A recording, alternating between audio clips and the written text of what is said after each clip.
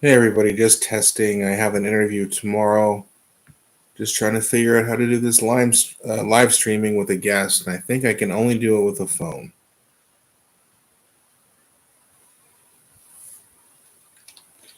Yeah, no worries.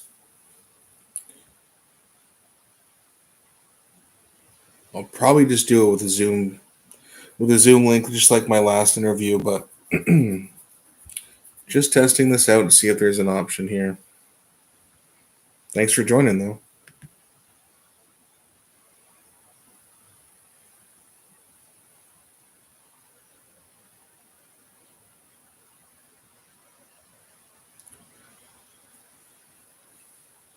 Yeah, it wasn't bad, but the problem is that Zoom makes you pay for it, and it's like, well, if I could just live stream from YouTube, because the last time when I was interviewing Empower Politics, it cut off after 20 minutes, and it's like, well, you gotta pay to join and keep going, or you have to take a break for 10 minutes. So we basically had a 10-minute little break, I guess you can call it. Then we had to start the stream all over again, which was annoying. So, but we'll see. Might just have to do it that way. Not to mention it's about 4 in the morning here, so a little bit tired.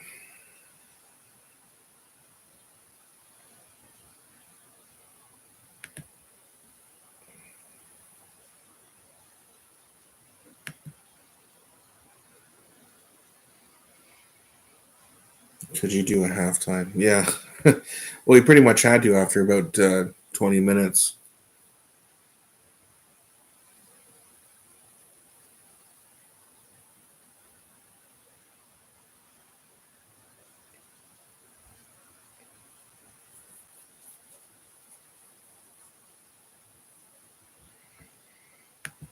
Yeah, I'm not seeing anywhere.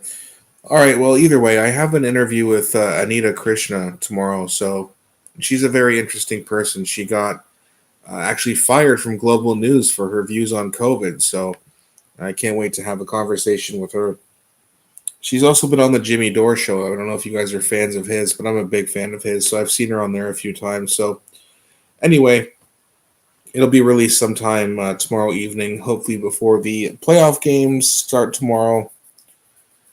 Game one, Leafs versus Senators. That's going to be awesome. So we'll see what happens with that. So I'm going to be interviewing her around 3 p.m. Eastern time, and then I'll hopefully have it uploaded by 4 or 5 p.m. So hopefully you guys can enjoy that before the games start, and then yeah, we'll see what happens. Jimmy Dore. Well, he also understands that there's only really one option, right? Like he's very critical of Pierre Polyev, and that's fair. But he's had I believe he's talked to Maxime Bernier. And Maxime Bernier has some fair points. He's just such a terrible politician, and he's irrelevant. He can't get more than 3% of the vote. And Jimmy Dore's also admitted that the only way we can get change is Pierre. If we can get it, hopefully we win this election. It's going to be a stressful week.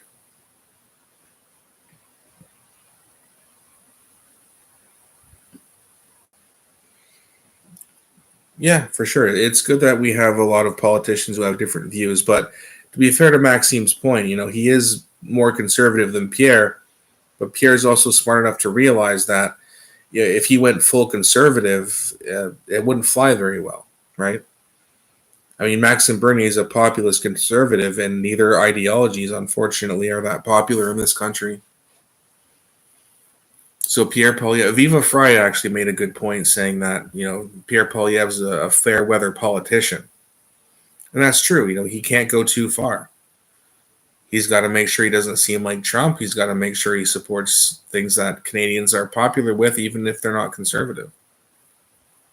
He can't go full on conservative, or else he would get he would get obliterated in the election. So you kind of have to play to the voter a little bit. It is politics after all.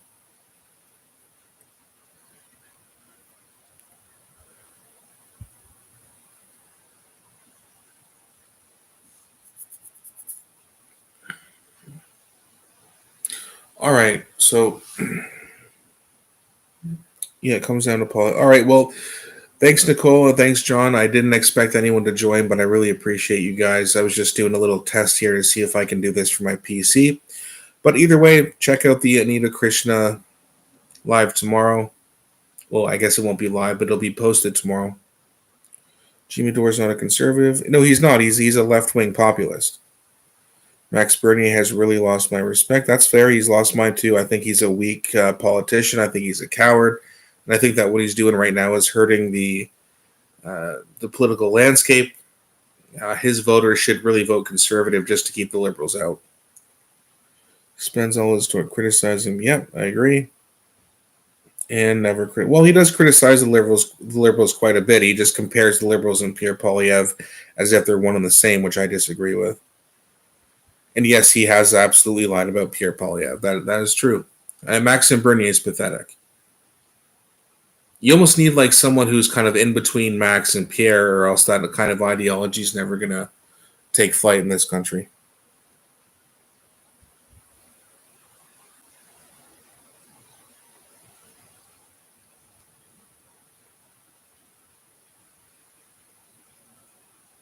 It would be really nice if we could have a third party option where we actually had people who had ideologies that were best for the country, which I think Pierre Polyev is sincere. I just disagree with him on some things, but not nearly enough to vote for the Liberals. I think that if we want change, he's the best option for it, and I don't think it's even close. And if the PPC and the NDP and the Greens want to be taken seriously, they need to find a different leader. There's no future there. Yes, you're right. Thank you. I think Pierre has to be careful, like you say, because you can't change anything if you don't get elected. Well, that's the thing, right? You have to play the politics. Well, for example, if Pierre Polyev campaigned on some, hey, let's change the abortion laws, he would get obliterated. Even if deep down he feels like he should change it, but I don't know that he does feel that way. But a real right wing conservative would want to be a little bit more strict with that. He understands that if he were to do that, it's over for him. He would have no chance of winning just on that one issue. So, whether you agree with abortion or not, or whether your opinions are indifferent, he has to lean a certain way on that area, or else he's cooked. Max should have been like RFK and joined in with Pierre. 100% I agree with you. If Maxime Bernier actually cared about the country, it wouldn't be about his party right now or his seats. It would be like, hey, listen, the liberals are clearly the worst option. Let's get them out of there. And in fact, I can't remember the person's name, but one of his candidates actually said, hey, listen, Pierre's going to win the election. So there's no point in voting for the PPC because we need to make sure the conservatives get a majority so that they can actually change things. And then another one of his MPs said, "Oh, wait a minute, no, we shouldn't do that. Pierre's going to win, so let's vote PPC and get some seats." Which it would be nice if they won a riding or two. We just can't afford it right now. We need the liberals gone.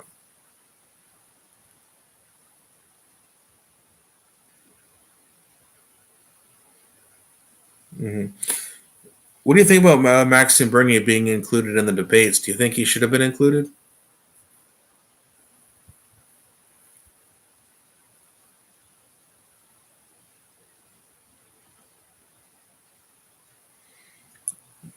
That's the whole point. Our country wouldn't survive. Yeah, I agree.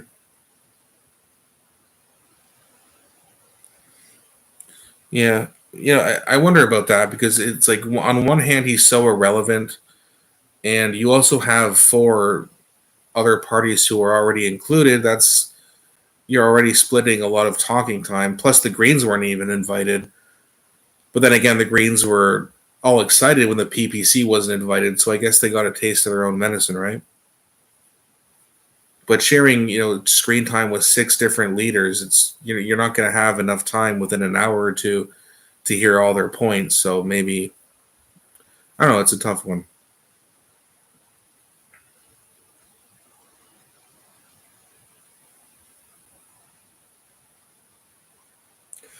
All right. Well, thanks, Nicole. Thanks, John. I really appreciate you guys. Check out the video tomorrow night. I'm going to end the stream. It's pretty late here. I got to get going to bed so I can get prepared and everything like that. But thanks so much for watching, guys. I hope you have a great night.